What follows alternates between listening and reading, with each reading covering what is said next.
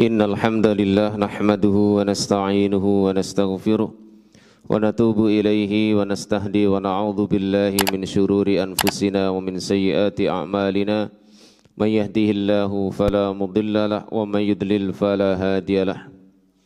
Asyhadu an la ilaha illallah wahdahu la syarika lahu wa asyhadu anna Muhammadan abduhu wa rasuluh. Allahumma salli ala Muhammad wa ala ali Muhammad kama sallaita ala ali Ibrahim innaka Hamidum Majid.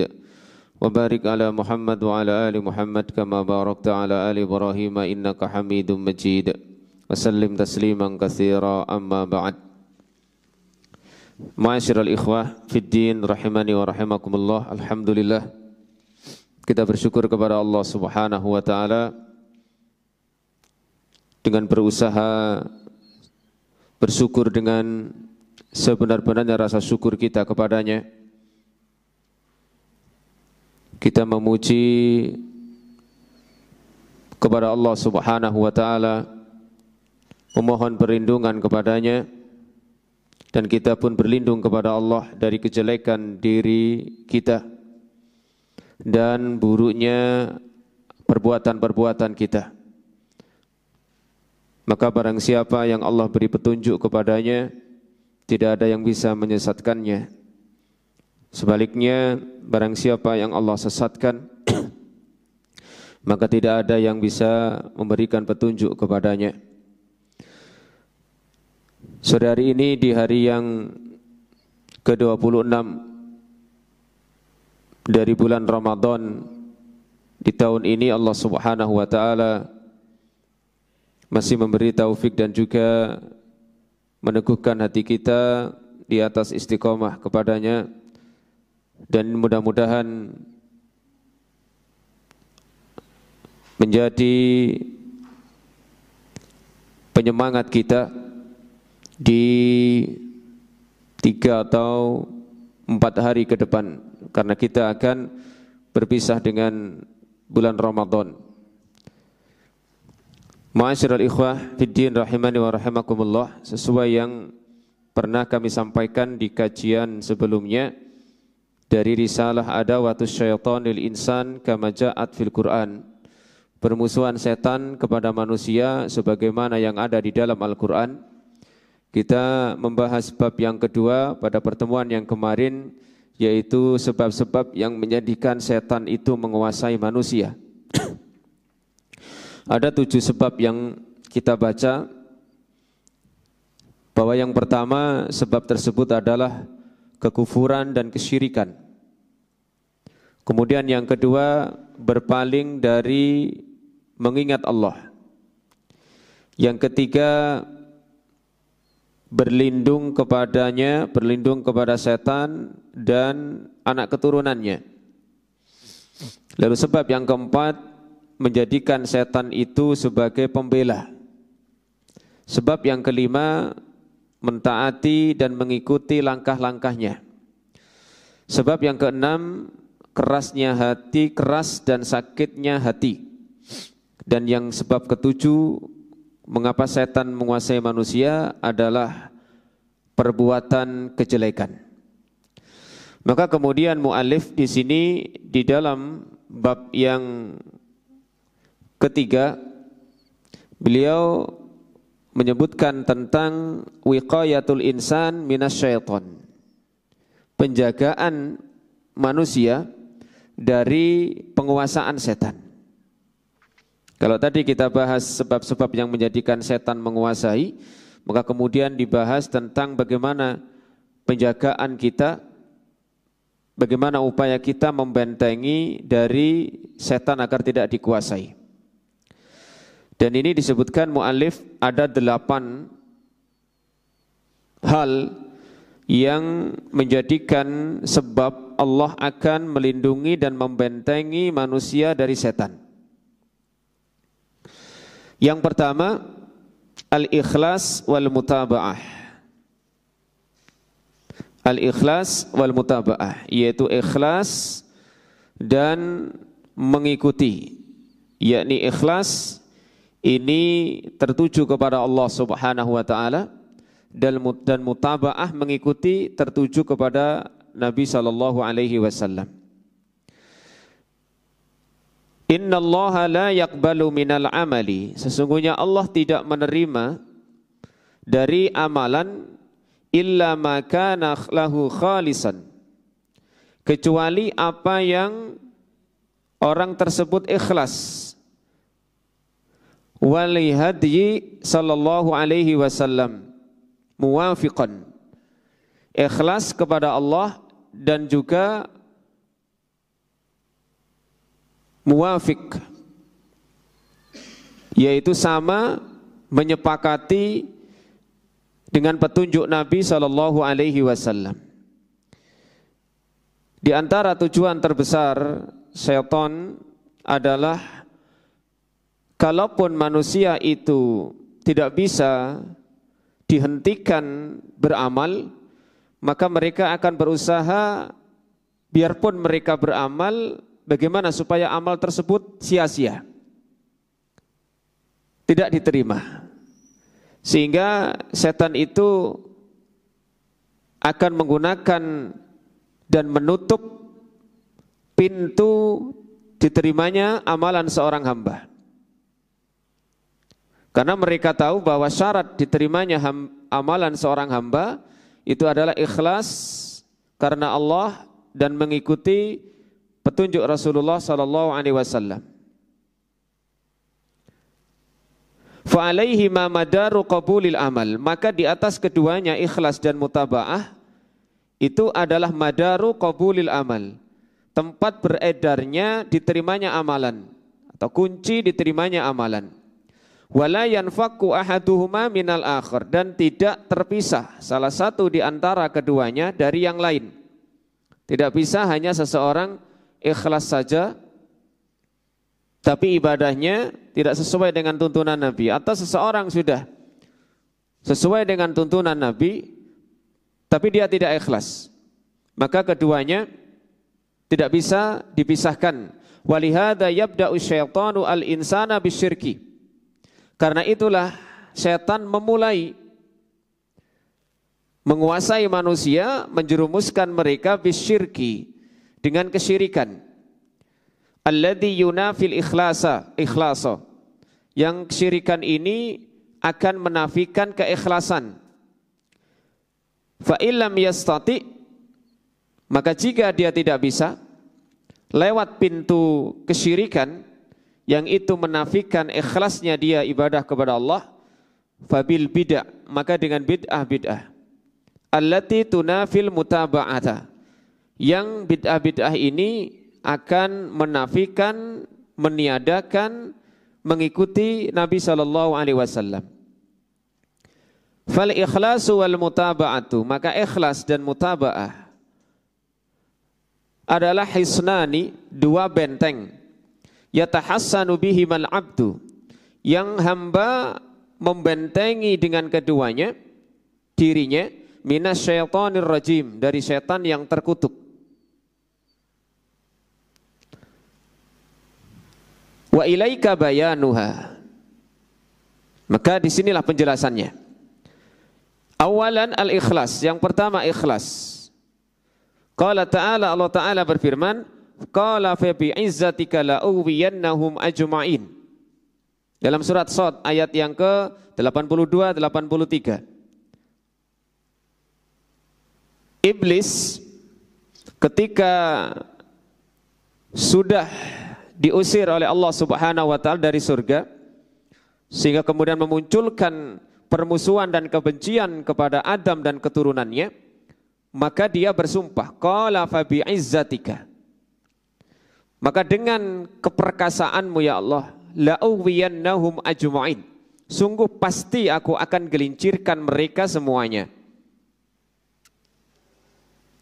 Illa ibadaka minhumul mukhlasin, kecuali para hambamu di antara mereka yang diikhlaskan. Mukhlas itu ismul maf'ul, sementara mukhlis ismul fa'il. Dari akhlasa yukhlisu, ikhlasan fahuwa mukhlisun, wadaka mukhlasun. Mukhlis orang yang ikhlas, mukhlas orang yang diikhlaskan, dijadikan oleh Allah ikhlas.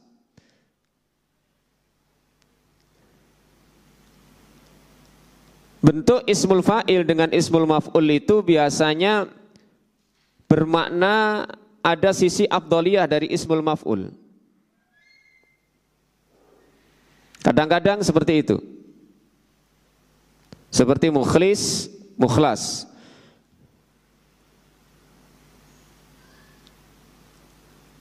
Maka orang yang memang Allah jadikan ikhlas, ini pengecualian dari para hamba Allah yang tidak bisa digelincirkan oleh setan.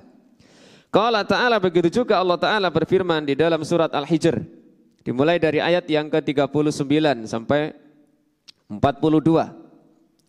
Qala rabbi bima awaitani la uzayyinanna lahum fil ardi wa la uwiyannahum ajma'in. Iblis berkata, wahai Rabbku, karena apa yang menjadi sebab engkau menggelincirkanku, niscaya pasti aku akan hiasi bagi mereka di muka bumi, dan aku akan pasti gelincirkan mereka semuanya. Illa ibadaka minhumul mukhlasin, kecuali hamba-hambamu di antara mereka yang diikhlaskan. Qala hadza siratun alayya mustaqim. Inilah, Allah berfirman, jalan atasku yang lurus. Inna ibadi, sesungguhnya para hambaku, laisa laka alaihim sultan, engkau tidak memiliki kekuasaan atas mereka, illa manittaba'aka minal ghawin, kecuali orang-orang yang mengikutimu dari kalangan orang-orang yang tergelincir, orang-orang yang melampaui batas.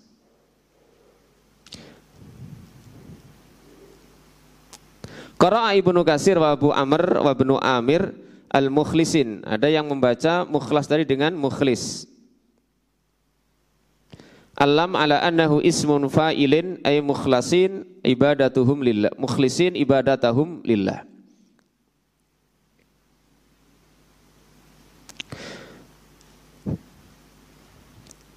Faman ikhtarahu Allahu wastafahu, maka barang siapa yang dipilih oleh Allah, fala budda an yakuna mukhlisan lillahi ta'ala, maka wajib ia menjadi orang yang ikhlas karena Allah Ta'ala. Wa sayasimuhullahu minasyaitan, dan Allah akan menjaganya dari setan. Li'annahu laisa lahu alaihim hujjah wala sultan, karena setan tidak akan memiliki hujjah dan penguasaan. Fahuwa ya'lamu anna lillahi khulasa, maka ia tahu bahwa Allah memiliki orang-orang yang ikhlas. La yukhlisu ilaihim wa asfiya, la yasilu ilaihim. Setan mengetahui bahwa ada orang-orang yang ikhlas kepada Allah dan memiliki orang-orang yang bersih sehingga mereka tidak sampai kepadanya. Wa ibadan la yatasallatu alaihim, dan hamba-hamba yang tidak bisa mereka kuasai. Wa huwa aqallu miqdaran wa adallu iktidaran wa akhfadu manaran an yajula fi majalir rijal wa yasulu fi maidanil abtal. Maka orang-orang yang ikhlas karena Allah Subhanahu wa taala ini menjadi orang-orang yang memang sedikit dan akan menjadi para pemenang di medan peperangan melawan syaitan. Ini disampaikan oleh Ibnul Jauzi dalam Talbisu Iblis.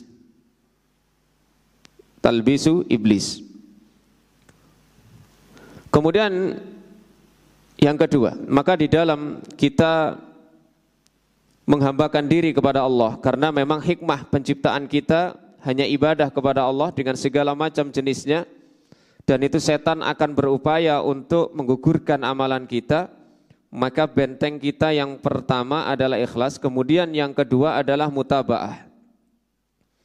Dan ini dua paket sebagaimana tadi yang kita jelaskan yang tidak bisa dipisahkan. Jika ikhlas itu murni bertauhid, ibadah tujuannya hanya untuk Allah, karena Allah, maka didukung dengan ibadah tersebut sesuai dengan yang dicontohkan oleh Rasulullah sallallahu alaihi wasallam. Ikhlas merupakan konsekuensi tanggung jawab dari syahadatut tauhid la ilaha illallah, sementara mutaba'ah menjadi konsekuensi dan tanggung jawab dari syahadatul rasul. Seseorang yang mengucapkan syahadatain, dua kalimat syahadat, dua persaksian. Yang pertama persaksian terhadap ketauhidan Allah, maka ini mewajibkan bagi dia untuk mengikhlaskan semua peribadatan hanya untuk Allah. Bukan hanya kesyirikan besar, tapi juga kesyirikan yang kecil seperti riya, sum'ah dan ujub. Seseorang mungkin sudah bisa menghindari perbuatan-perbuatan asyirkul akbar, tetapi ada hal lain yang sebenarnya juga sangat ditakuti oleh Rasulullah SAW menimpa umatnya. Inna akhwafa ma akhafu alaikum asyirkul asghar. Sesungguhnya yang paling aku takutkan dari hal-hal yang aku takutkan menimpa kalian adalah syirik kecil. Apa itu syirik kecil? Riya.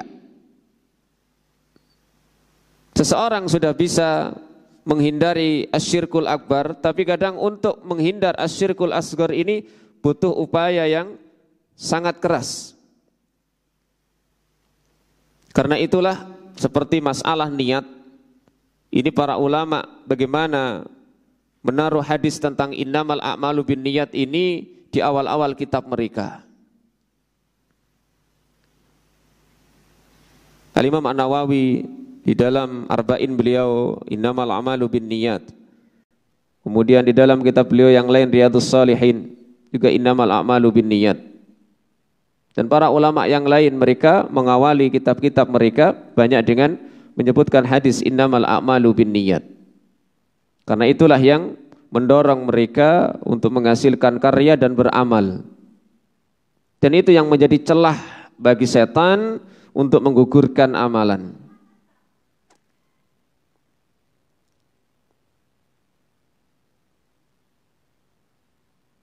Dan ikhlas serta mutaba'ah, ikhlas ini upaya batin kita.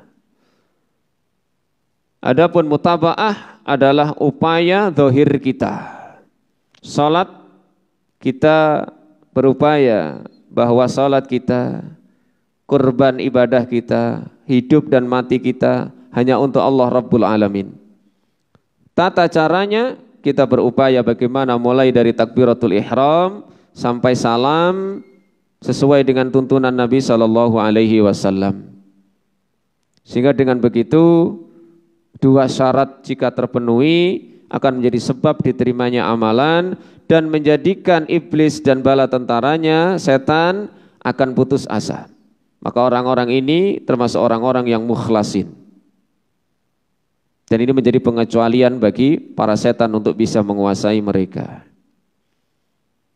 Maka yang pertama benteng kita adalah ikhlas dan mutaba'ah. Karena kalau sudah ini jebol benteng pertama ini, maka amalan seorang hamba akan menjadi sesuatu yang haba'an mansura, bagaikan debu yang berterbangan. Bisa jadi amilatun nasibah, beramal capek, nasibah, capek. Tapi tasla naron hamiyah, ujung-ujungnya neraka yang sangat panas akan menyentuhnya. Dia akan memasuki neraka yang sangat panas. Waliyadu billah. Kemudian benteng yang kedua adalah al-iman wa tawakkul. Iman dan tawakal. Dalam bahasa Arab ya tawakkul. Dalam bahasa Indonesia tawakal. Kalau dalam bahasa Arab tawakal itu masuk fi'il. Fi'il madhi. Al-imanu qaulun bil lisan. Iman dan tawakal. Iman adalah qaulun bil lisan, ucapan dengan lisan, wa tasdiqun bil janan, kemudian membenarkan dengan hati, wa amalun bil arkan, dan mengamalkan dengan anggota badan. Definisi iman menurut ulama Ahlussunnah wal Jamaah. Menurut ulama Ahlussunnah wal Jamaah adalah ucapan dengan lisan, lisannya dia ucapkan, amantu billah, beriman, wa tasdiqun bil janan, hatinya meyakini, wa amalun bil arkan, amal perbuatannya membuktikan. Wa yazidu bit ta'ah, iman ini bertambah dengan ketaatan yang dilakukan, wa yanqusu bil maksiyah, dan berkurang dengan kemaksiatan yang dia perbuat. Ini gandeng. Dan inilah definisi iman yang benar menurut Ahlussunnah wal Jamaah. 3 unsur antara lisan, hati, dan anggota badan yang melakukannya. Salat disebut iman. Innallaha la yudhi'u imanakum. Allah tidak menyia-nyiakan iman kalian.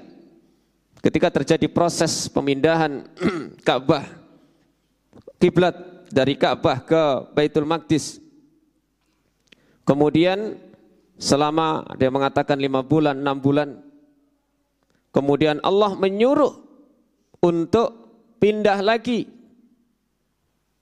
ke Masjidil Haram, ke Ka'bah. Proses pemindahan itu yang pertama kali mempraktikkan adalah Rasulullah SAW. Sebagian riwayat menyampaikan terjadi pada sholat asar. Maka Nabi bergeser dari arah menghadap ke Masjidil Aqsa, kemudian menghadap ke Ka'bah kembali. Sementara yang lainnya masih menghadap ke sana, Masjidil Aqsa. Sehingga yang masih menghadap Masjidil Aqsa ini merasa berat hatinya. Bagaimana sholat kami? Ya Nabi enak ketika Jibril menyampaikan geser lagi Muhammad. Para sahabat yang ada di belakang beliau geser. Sementara kami masih tetap menghadap ke sana padahal sudah turun perintah kembali menghadap ke Ka'bah. Maka Allah berikan innallaha la yudhi'u imanakum. Allah tidak menyanyiakan iman kalian. Maksudnya sholat kalian. Sehingga iman itu ya perbuatan juga. Bukan sekedar ucapan lisan. Beda dengan orang-orang Mu'tazilah. Orang-orang Mu'tazilah memisah. Iman itu hanya sekedar ucapan saja. Tidak masuk perbuatan. Mau perbuatan apapun dosanya, imannya masih 100%. Gak ngefek. Kebalikannya Khawarij. Pelaku dosa besar, imannya langsung hilang. 0. Sehingga sampai derajat kafir. Ahlussunnah wal Jamaah ini yazidu bit ta'ah, ketika seseorang melakukan ketaatan imannya bertambah. Tapi ketika melakukan maksiat imannya berkurang. Bukan 0. Makanya ada hadis la yazni zani hina yazni wa huwa mu'minun. Tidak dikatakan seorang mukmin yang 100% yang sempurna imannya ketika ada seseorang mukmin yang berzina. Tidaklah orang yang berzina melakukan zina dikatakan sebagai seorang mukmin yang sempurna imannya. Artinya imannya drop saat itu. Wala yasriku sariku hina yasriku wa huwa mu'min. Ketika mencuri pun ya imannya yang drop, bukan kemudian dihukumi hilang 0.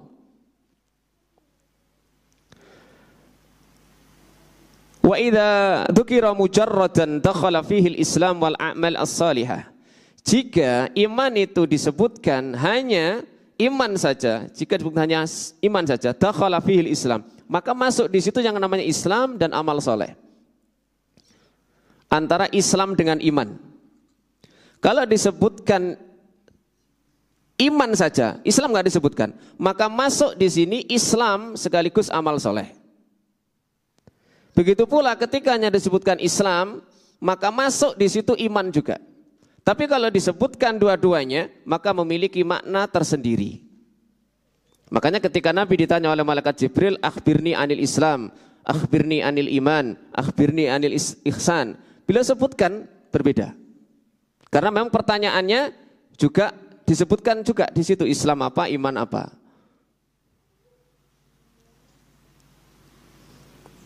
Jadi kadang satu kata itu bisa mencakup masuk dua makna. Kalau dua makna disebutkan memiliki makna sendiri-sendiri. Kemudian wa idza dzukira maqrunan bil islami fa huwa a'malul qalbi. Maka jika iman itu disebutkan bergandengan dengan Islam, maka iman itu maknanya a'malul qalbi, amalan hati. Wa huwa an tu'mina billahi wa malaikatihi wa kutubihi wa rusulihi wal yaumil akhir bil qadari khairihi wa syarrihi. Seperti yang dijelaskan oleh Nabi SAW dalam hadis Jibril. Wa yuradu bil Islam hina idzin al amal adz-dzahirah. Maka Islam yang dimaksud ketika disebutkan gandeng dengan iman, maka maknanya amalan zahir. Tapi kalau hanya disebutkan satu, maka masuk di situ keduanya. Kalau hanya disebutkan Islam, iman masuk. Disebutkan iman saja, Islam masuk. Tapi kalau digandengkan Islam iman, maka Islam maknanya amalan zahir, iman maknanya amalan batin. Yang kedua, at-tawakkul huwa al-i'timadu 'ala Allah. Tawakkul, tawakal bahasa kita adalah al-i'timad, bersandar 'ala Allah Ta'ala, kepada Allah fi jami'il umur, di semua masalah-masalah, perkara-perkara, ma'al akhdhi bil asbabil masyru'ah, disertai atau bersamaan dengan mengambil sebab yang disyariatkan. Bahasa kita ikhtiar alias usaha. Bersandar kepada Allah pada semua urusan disertai dengan usaha. Gampangannya begitu terjemahannya. Bahasa Arabnya al-akhdhu bil asbab, mengambil sebab. Tapi yang masyru'ah, yang disyariatkan, yang tidak keluar dari aturan syariat. Fal mutawakkiluna 'ala Allahi haqqan, maka orang-orang yang bertawakal kepada Allah dengan benar, humul ladina la yarjuna, mereka adalah orang-orang yang tidak berharap siwahu, selain Allah. Wala yaksuduna illa iya, dan tidak memiliki maksud kecuali hanya kepada Allah. Wala yaluduna, dan tidak berlindung illa bijanabihi, kecuali keharibaan Allah, kecuali dengan perlindungan Allah. Wala yatlubunal hawaija, dan tidak mencari hajat-hajat illa minhu, kecuali dari Allah. Wala yarghabuna illa ilaihi, tidak memiliki kecenderungan kecuali kepadanya. Wa ya'lamuna annahu ma syaa kana wa ma lam yasha' lam yakun. Dan dia sadar, mereka mengetahui bahwa apa yang Allah kehendaki pasti terjadi, dan apa yang tidak Allah kehendaki tidak terjadi. Ma syaa kana wa ma lam yasha' lam yakun. Apa yang Allah kehendaki pasti terjadi, apa yang tidak Allah kehendaki tidak akan terjadi. Orang yang tawakal yakin betul itu, sadar betul. Wa annahul mutasarrif fil mulki wahdah, bahwasanya Allah mutasarrif, ini yang mengatur kerajaan, dalam kerajaan wahdahu, sendirian. La syarikalah, tidak ada sekutu baginya. Wala mu'aqqiba li hukmihi wa huwa sari'ul hisab, tidak ada yang menyandingi dalam hukumnya. Wa huwa sari'ul hisab, dan dia Allah maha cepat perhitungannya. Walihada qala Sa'id ibnu Jubair, karena inilah Sa'id ibnu Jubair berkata, at-tawakkulu 'ala Allahi jima'ul iman, tawakal kepada Allah adalah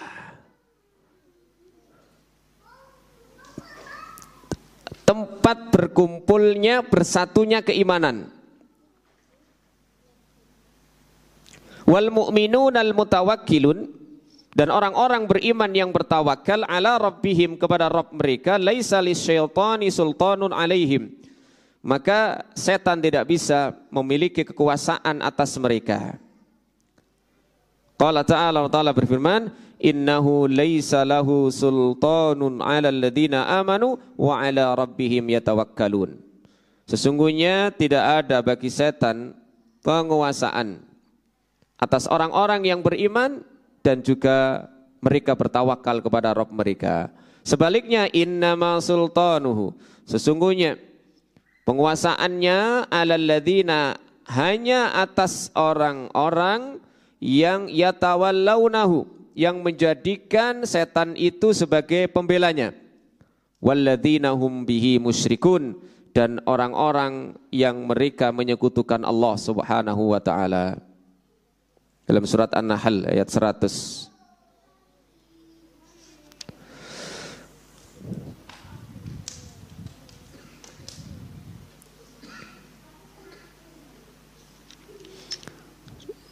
Iman dan tawakal menjadi benteng kedua bagi manusia untuk melindungi dirinya dari penguasaan setan. Yang iman tadi maknanya kita sebutkan dan tawakal juga kita sebutkan. Maka orang kalau salah dalam bertawakal, ada celah yang akan digunakan setan untuk menguasai mereka. Tawakal bukan berarti hanya pasrah, tetapi ma'al akhdi bil asbab, disertai dengan melakukan sebab al-masyru'ah yang disyariatkan. Kemudian yang ketiga adalah at-taqwa wal istighfar. Benteng kita yang ketiga dalam upaya untuk melindungi diri dari penguasaan setan adalah takwa dan istighfar. Ajma'u ma qila fi makna taqwa. Di antara makna takwa yang paling menyeluruh adalah makna bahwa takwa itu an yaj'ala bainaka, engkau menjadikan antaramu wa baina adzabillah, dan antara azab Allah wiqayatan, ada benteng, ada pelindung. Seorang hamba, kemudian di depannya ini ada azab Allah, ada kemurkaan Allah, maka orang yang bertakwa akan menjadikan antara dirinya dengan kemurkaan Allah itu ada benteng yang membatasi dan melindungi dia dari murka atau azab Allah tersebut. Dengan cara apa? Bimtisali awamirihi wajtinabi nawahihi, dengan menjalankan perintah-perintahnya dan menjauhi larangan-larangannya. Karena memang takwa itu berasal dari kata waqayaqi wiqayatan, yang artinya menjaga. Sehingga orang yang bertakwa itu menjaga dirinya dengan membuat benteng antara dirinya dengan azab Allah, sehingga dia tidak sampai terkena azab Allah tersebut. Dengan cara apa dia membuat benteng itu? Dengan menjalankan perintah-perintah dan menjauhi larangan-larangan. Ini yang disebutkan oleh Al-Imam At-Tabari dalam tafsir beliau. Fal muttaqi rabbahu, maka orang yang bertakwa kepada Rabbnya tabaraka wa ta'ala, yaqi nafsahu, dia menjaga, membentengi dirinya min tasallutis syaitan alaihi, dari penguasaan setan kepadanya, atasnya. Wa in tasallatu alaihi syaitanu bi ba'did dzunub, dan jika setan itu dimungkinkan bisa menguasai mereka, orang-orang yang bertakwa, dengan sebagian dosa, tadzakkara wa raja'a ila rabbih, dia segera ingat dan kembali kepada Rabb mereka. Orang yang bertakwa itu bukan berarti orang yang maksum, orang yang terjaga dari perbuatan dosa, tidak. Orang yang bertakwa itu bisa jadi di waktu-waktu tertentu tergelincir. Tetapi orang yang bertakwa akan tadzakkur, ingat, waroja, dan rujuk kembali kepada Allah. Wastaghfarahu, dan memohon, meminta ampun kepadanya. Sehingga takwa dan istighfar ini menjadi satu paket, seperti di dalam surat Al-A'raf ayat 201. Innal ladzina taqaw idza massahum ta'ifum minasyaitani tadzakkaru fa idahum mubsirun. Sesungguhnya orang-orang yang mereka bertakwa, apabila ada sekelompok dari setan yang menggoda mereka, menyentuh mereka, tadzakkaru, mereka segera ingat. Fa idahum mubsirun, maka tiba-tiba mereka melihat dosa-dosa mereka dan mereka pun bertaubat kepada Allah Subhanahu wa taala. Maka ketika seseorang itu ghaflah, seseorang itu lalai, maka dia kalau bertakwa akan mengingat dan segera rujuk kembali kepada Allah Subhanahu wa taala dengan istighfar. Dan istighfar itu maknanya talabul maghfirah minallahi ta'ala, memohon ampunan. Istighfar dari kata ghafara, itu kalau dalam ilmu shorof ada tambahan hamzah, sin dan ta, itu maknanya tolab. Istighfara berarti mohon ampunan. Istisqa mohon hujan. Istikharah mohon pilihan terbaik. Maknanya bermakna tolab. Dan istighfar itu bisa secara lisan, bisa juga dengan perbuatan. Mohon ampun itu bisa dengan lisan, minimal dengan membaca kalimat istighfar yang maknanya istighfar. Astaghfirullah, astaghfirullahalladzi la ilaha illa huwal hayyul qayyum wa atubu ilaih, atau Allahumma gfirli. Ini istighfar dengan lisan. Ada mohon ampun yang tidak memakai lisan, dengan perbuatan. Salat misalnya, salat yang satu ke salat berikutnya, ini bentuk istighfar. Kenapa dengan istighfar Allah akan menghapus dosa? Satu Ramadan dengan Ramadan berikutnya, termasuk puasa, ghufira lahu ma taqaddama min dzanbi. Tidak secara lisan mengucapkan astagfirullah, tapi dengan puasa menjadi sebab Allah mengampuni. Karena puasa itu juga upaya secara non lisan, yang tidak dengan lisan, memohon ampun kepada Allah. Qiyamul Lailatul Qadar atau qiyamul Ramadan, ini perbuatan. Bahkan ada mohon ampun yang dilakukan oleh makhluk yang lain, sementara orang tersebut tidak mohon ampun, tapi hanya dengan melakukan satu amalan. Barang siapa yang menjenguk saudara muslimnya yang sakit di sore hari, di pagi hari, 70.000 malaikat akan istighfar untuknya kepada Allah sampai sore hari. Jadi hanya cukup mengunjungi orang sakit, bawa jeruk 1 kilo, yang 70.000 malaikat istighfar. Bahasanya begitu ya, gampangannya. Tidak harus bawa. Siapa yang menjenguk saudara muslimnya yang sakit sore hari, 70.000 malaikat istighfar untuknya sampai pagi hari. Orang yang keluar dari rumahnya mendatangi majelis ilmu, maka malaikat pun istighfar untuknya. Bahkan ikan-ikan di air pun istighfar. Jadi dia tidak mengucapkan astagfirullah, tapi ada makhluk Allah lain yang istighfar untuknya. Cara paribasane wong Jawa nggih, sing elek tapi ini.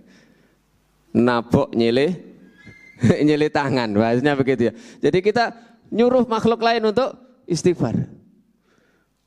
Kalaupun kita sudah selesai menjenguk orang sakit, itu masih terus istighfar. Paling kita berapa menit menjenguk orang sakit, tapi para malaikat istighfar terus sampai sore sampai pagi. Jadi istighfar itu bisa jadi dengan lisan, bisa jadi dengan perbuatan, atau bahkan makhluk lain yang istighfar. Taib. Yang keempat adalah zikrullah, berzikir kepada Allah Subhanahu wa taala. Innal muslima idza ghafala an dzikrillahi jasama syaitanu ala qalbihi wa alqa ilaihi anwa'al wasawis allati hiya aslud dzunub kulliha. Sesungguhnya muslim apabila lalai dari mengingat Allah, maka setan akan menyerang pada hatinya dan melemparkan kepadanya berbagai macam jenis was-was yang itu merupakan asal dosa-dosa seluruhnya. Fa idza dzakaral abdu rabbahu, jika hamba ingat kepada Rabbnya, wasta'adza bihi, dan memohon perlindungan kepadanya, in khanasa wa qabada, maka akan hancur dan pecah.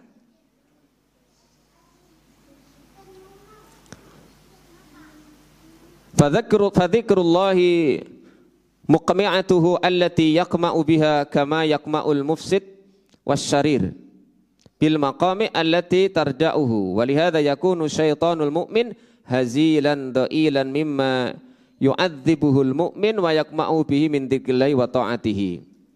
Ibnu Qayyim dalam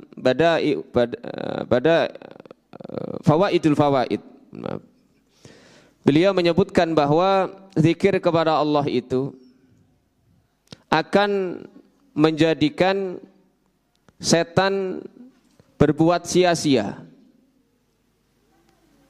Kenapa? Karena tidak akan mampu menembus hati hamba tersebut. Falladhi yastamirru ala dzikrillah, maka orang yang terus berzikir kepada Allah, la yastati'u syaitanu an yatasallatu alaihi, maka setan tidak bisa menguasainya. Wa inna ma yatasallatu alal ghafil al-ba'id an dzikrillah, dan setan itu hanya bisa menguasai orang yang lalai, yang jauh dari zikir kepada Allah. Fayasudduhu syaitanu an dinillah, maka setan memalingkan dari agama Allah wa syar'i dan syariatnya. Ada beberapa zikir yang secara khusus disebutkan oleh Nabi SAW yang apabila kita baca akan menjadi perlindungan bagi kita. Wa qad jaa'a fi sunnah adzkar khassah tatrudu syaitana wa ba'daha adzkar mutlaqah. Ada beberapa zikir khusus di dalam as-sunnah itu yang bisa mengusir setan. Sebagiannya juga ada zikir-zikir yang mutlak, tetapi pada waktu-waktu dan kondisi-kondisi yang terikat di antaranya, atau kondisi-kondisi yang tertentu. Zikrullahi ba'dal istiqadhi min naumil lail, berzikir kepada Allah setelah bangun dari tidur malam hari. Fafi sahihaini anin Nabi sallallahu alaihi wasallam, di dalam sahih Bukhari dan Muslim dari Nabi sallallahu alaihi wasallam, beliau bersabda, yaqidu syaitanu ala qafiyati ra'si ahadikum idza huwa nama salasa uqadin. Setan itu akan mengikat pada tengkuk kepala salah satu di antara kalian apabila dia tidur dengan 3 ikatan. Yadribu kulla uqdatin alaika lailun tawilun. Maka setiap ikatan di malam, orang yang tidur di malam yang panjang, kemudian orang tersebut tidur, fa ini staiqadha fa dzakarallaha, jika dia bangun dan berzikir kepada Allah, in halat uqdatun, maka satu ikatan akan terlepas. Fa in tawaddaa in halat uqdah, kalau dia setelah bangun kemudian berwudu, terlepaslah ikatan yang kedua.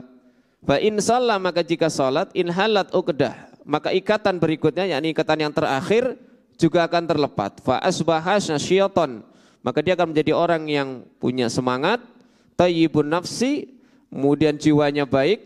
Wa illa asbaha khabisan nafsi kaslan, kalau tidak maka dia akan dalam kondisi pagi menjadi orang yang jiwanya buruk dan pemalas.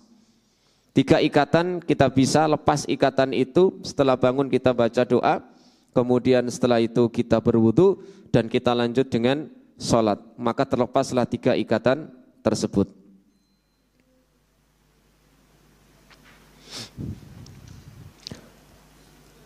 Kemudian yang kedua, zikir khusus zikrullahi indal akli, yaitu berzikir kepada Allah ketika makan. Idza dakhala ar-rajulu baitahu fadzakarallaha ta'ala, jika seorang masuk rumahnya lalu dia berzikir kepada Allah ketika memasuki rumah tersebut. Masuk ke dalam rumah, zikirnya yang dimaksud di sini secara khusus adalah dengan mengucapkan bismillah. Kemudian ketika dia masuk rumah, wa inda ta'amihi, kemudian ketika masuk rumah dia makan, maka setan akan mengatakan la mabita lakum wala asya. Maka setan mengatakan tidak ada tempat bermalam bagi kalian dan tidak ada makan malam gratis bagi kalian. Wa idza dakhala falam yadhkurillaha ta'ala, kalau dia masuk tanpa menyebut nama Allah, inda dukhulihi, ketika masuknya, maka setan mengatakan adraktumul mabit, kalian mendapati tempat bermalam. Fa idza lam yadhkurillaha ta'ala inda ta'amihi, kalaupun dia tidak menyebut nama Allah ketika makan, maka setan pun juga mengatakan adraktumul mabita wal asya, kalian mendapati tempat bermalam sekaligus makan malam. Ya. Ini disebutkan malam karena memang ghalibnya, ya umumnya, ya seseorang tidur itu di malam hari, yang diawali dengan masuk rumah atau mungkin dia kemudian makan dulu dan tidur. Siang hari pun sama, ini dikiaskan dengan kondisi al-asya, karena asya itu makan malam. Mabit berarti bermalam. Maka kita masuk, maka hendaknya menyebut nama Allah, bismillah, kemudian bisa juga ditambah dengan mengucapkan salam, dan apabila kita makan setelah masuk rumah, kita membaca bismillah. Di dalam hadis yang lain, kalau kemudian setelah makan itu jima dengan istrinya dan dia juga tidak membaca doa bismillah itu, maka setan pun ikut berkecimpung di situ. Bermalam, makan malam sekaligus ikut andil dalam berjima. Kemudian zikir ketika masuk ke dalam rumah. Ini secara khusus, ya. Tadi disebutkan yaitu dengan menyebut nama Allah. Kalau disebutkan yadhkurullah itu berarti misalnya dengan bismillah. Kemudian yang keempat, misalnya zikir kepada Allah ketika keluar dari rumah. Bismillah tawakkaltu 'alallah la haula wala quwata illa billah.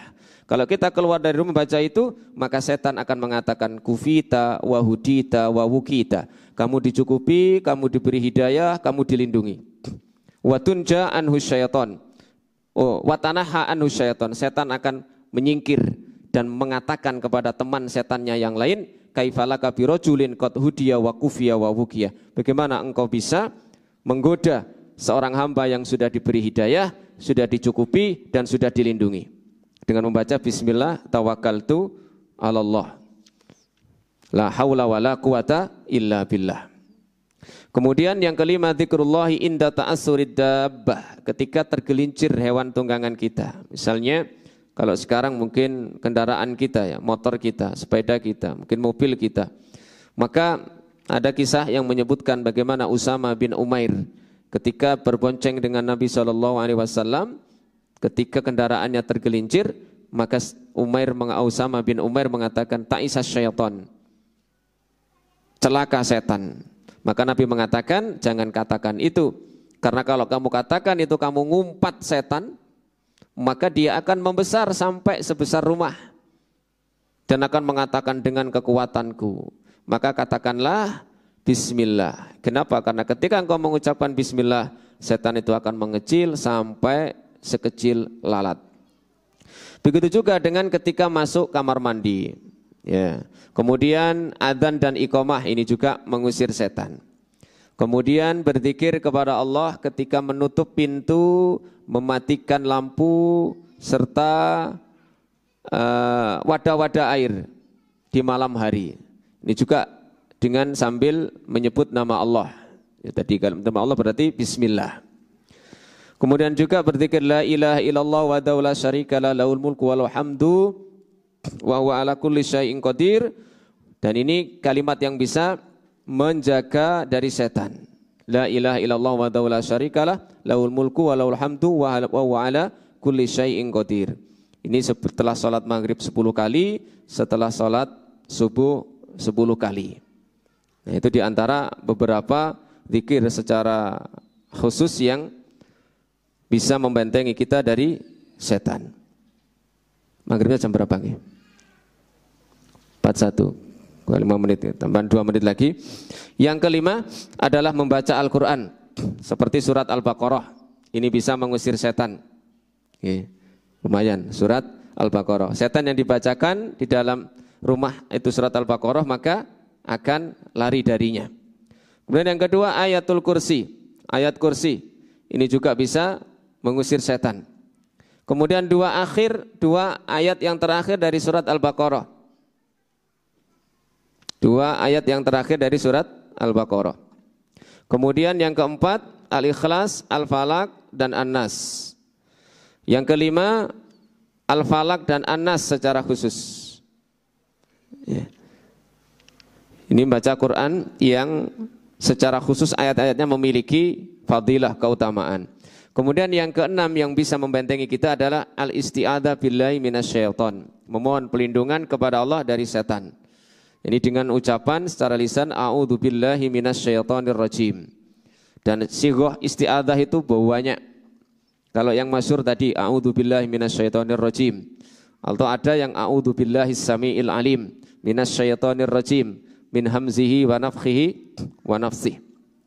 Misalnya itu. Jadi beristi'adzah kepada Allah Subhanahu wa taala. Kapan dilakukan?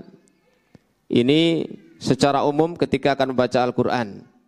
Kemudian ketika mendapati was-was di dalam salat. Kalau kita ragu-ragu, was-was, gangguan setan, maka dianjurkan untuk membaca a'udzubillahi minasyaitonir rajim, kemudian meludah ke arah kiri dengan ludah yang sedikit, ya, yang ada anginnya, kemudian 3 kali membaca sambil membaca isti'adzah. Kemudian ketika marah membaca isti'adzah. Ketika melihat yang jelek dalam mimpi, itu juga kita dianjurkan untuk membaca isti'adzah. Kemudian yang 7 menjauhi jalan-jalan setan dan langkah-langkahnya, dan yang terakhir menjauhi sebab-sebab yang menjadikan setan itu bisa menguasai manusia. Ya, mudah-mudahan Allah Subhanahu wa taala menjadikan kita termasuk orang-orang yang Allah beri taufik untuk bisa membentengi diri kita karena izin Allah dari godaan setan, dan semoga amal ibadah kita diterima oleh Allah Subhanahu wa taala. Subhanakallahumma wa bihamdika asyhadu an la ilaha illa anta astaghfiruka wa atubu ilaik wa akhiru da'wana anil hamdulillahi rabbil alamin. Assalamualaikum warahmatullahi wabarakatuh.